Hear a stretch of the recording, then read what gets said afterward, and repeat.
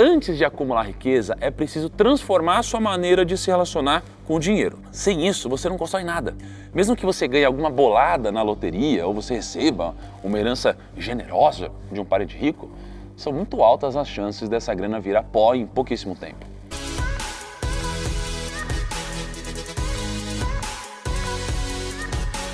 Bom, no começo, eu não tinha nada. Eu também já fui um cara completamente duro. Eu comecei a trabalhar já no início, lá da faculdade, porque me incomodava muito sair com os meus amigos e não ter dinheiro para comprar um lanche algumas vezes. Eu considero que foi um começo bastante parecido com o de muitos brasileiros, alternando entre momentos bons, às vezes muito bons, e momentos ruins, às vezes muito ruins. Eu cresci numa família de classe média e os meus pais, com a maioria dos pais, sempre se esforçaram pra caramba para que as coisas não faltassem em casa. E apesar de a gente ter tido uma vida estável de certa forma, isso não impediu a gente de enfrentar grandes desafios, como passar por alguns problemas financeiros e com muitas dificuldades. E com a falta de dinheiro, vieram muitos problemas também. Oficiais de justiça tomando bens para pagamento de dívidas e alguns outros episódios complicados que muitos brasileiros acabam passando também. Tem um acontecimento dessa época que por algum motivo acabou ficando na minha memória. Um dia, durante a chamada da escola, eu percebi que a professora não chamou meu nome. Ela falou o nome de todo mundo, menos o meu. Como eu pensei que ela talvez tivesse pulado sem querer o meu nome, eu levantei a mão e eu perguntei: professora, acho que você esqueceu de mim. E até hoje a resposta dela me deixa meio triste. Tiago, seu nome não está na lista porque a mensalidade da escola não foi paga. Pô, esse é um dos episódios que eu vi com a minha família. E eu não quero dizer que isso que eu enfrentei é mais ou menos problema do que alguém. Nem é o caso aqui, cada um sabe onde aperta o sapato. Mas eu quero que você entenda que eu não nasci em berço de ouro. Os meus pais lutavam com a vida, como a grande maioria do nosso povo faz todos os dias. E quando eu venho aqui compartilhar um pouco dos caminhos que eu encontrei para criar uma vida mais próspera, é porque eu acredito de verdade que todo mundo que tiver uma dose de determinação, disciplina, alguma técnica, também pode fazer o mesmo. Com a visão correta, você pode ter certeza de uma coisa: tomando boas decisões, dá para você chegar lá. Seja você um engraxate, um médico, o Luiz Barsi era um engraxate e hoje é o maior investidor pessoa física da Bolsa. Eu acho que já está ficando claro que tudo começa na sua mente, na forma como você observa e absorve tudo que acontece ao seu redor. Eu poderia falar aqui sobre outros tipos de vieses, mas eu acredito que a lição já começa a ficar clara. A riqueza começa a ser construída não em planilhas e calculadoras. Ela começa na sua forma de pensar e agir. Buscar conhecimento técnico é só parte da equação. Como eu disse no começo, investir é contraintuitivo.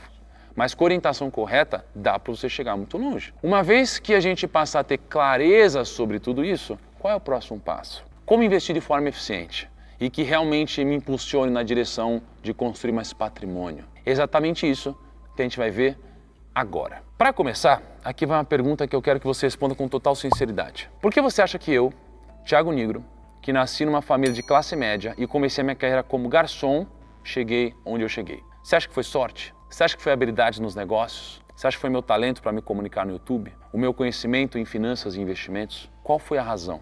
É normal a gente achar que o sucesso na vida é como um raio que atinge apenas alguns felizardos e outros não. Mas quando a gente pensa assim, a gente perde a oportunidade de aprender lições valiosas. O sucesso não é um evento.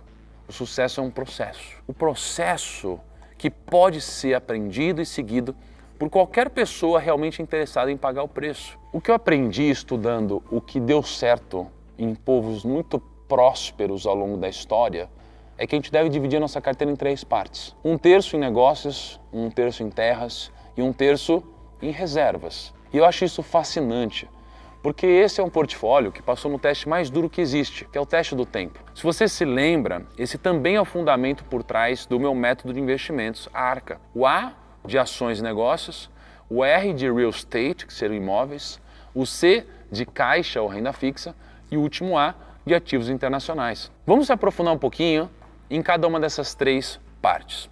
Primeiro vamos falar sobre investir em negócios. Nada, absolutamente nada, constrói mais patrimônio do que investir em negócios. E a maneira mais democrática que existe para investir em empreendimento é a Bolsa de Valores. A desculpa de muita gente para não ter acesso a isso é o seguinte: Ah, Nigro, eu acho que a bolsa é muito arriscada. O que eu faço se depois que eu colocar a grana lá, as ações caírem de preço? Eu fico com medo de perder tudo.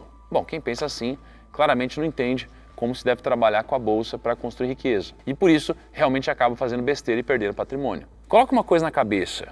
Eu não estou falando aqui sobre especular no curto prazo. Para você ganhar muita grana com a bolsa, você precisa ter mente de investidor de longo prazo. Com essa mentalidade, eu posso te provar que os riscos são absurdamente menores do que você imagina. Quer um exemplo? Recentemente eu encontrei o seguinte estudo. Vamos pegar os 50 últimos anos da Bolsa de Valores e verificar a variação do índice Bovespa, que engloba as principais empresas do Brasil. A cada um dia, ou um pregão, a probabilidade de a bolsa subir é de 55,2%. Se a gente olhar para um período de um mês ou 21 pregões, essa probabilidade sobe para 62,3%. Quando a gente analisa um período de um ano ou 252 pregões, esse número sobe para 75,8%.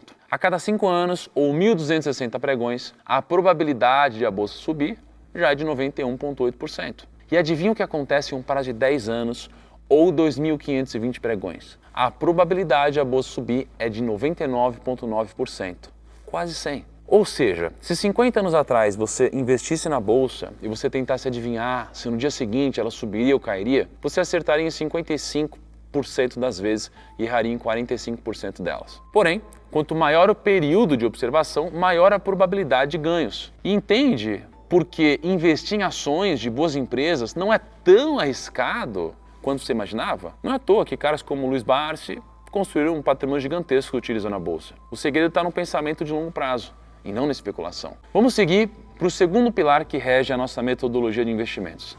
Invista em terras. Tem uma frase que eu adoro que diz assim: invista em terras porque Deus não fará mais delas. Todo recurso escasso tende a se valorizar ao longo do tempo.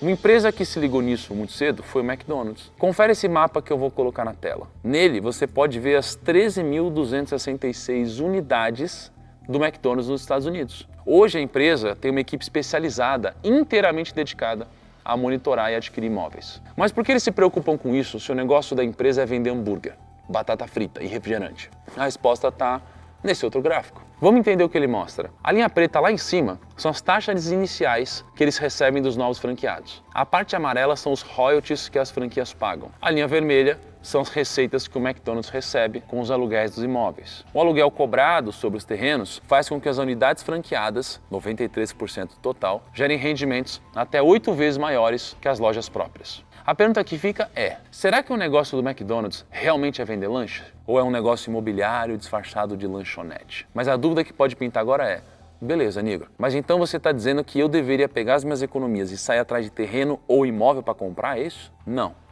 Existem maneiras mais inteligentes de investir em imóveis utilizando o mercado financeiro. A principal delas são os fundos imobiliários. Deixa eu mostrar como eles funcionam. Você e outros investidores aplicam dinheiro em um fundo. Esse fundo pega a grana de todos os investidores e a utiliza para adquirir um imóvel, seja ele de um galpão, um shopping, etc. Quando o locador ou os locadores pagam o aluguel, o fundo repassa esse dinheiro proporcionalmente para todo mundo que investiu. O bom de investir em imóveis por meio de fundos é que toda a gestão do empreendimento é feita por um time profissional. Ou seja, são eles que se preocupam em cobrar os aluguéis atrasados, encontrar novos clientes, parcelas vazias e várias outras coisas. Mas aí pode surgir outra questão. Mas e se eu vou ter os custos com uma equipe profissional? Não vale mais a pena eu mesmo comprar e administrar meus imóveis? Se liga nessa tabela comparativa entre o investimento em imóveis físicos versus os fundos. Eu explico em detalhe cada um desses pontos na mentoria do Meu Milhão. Mas aqui, até para não deixar a apresentação muito longa, vamos nos ater aos principais pontos. Primeiro, comprar imóvel físico é caro. Você precisa de muita grana. No caso de fundos, não.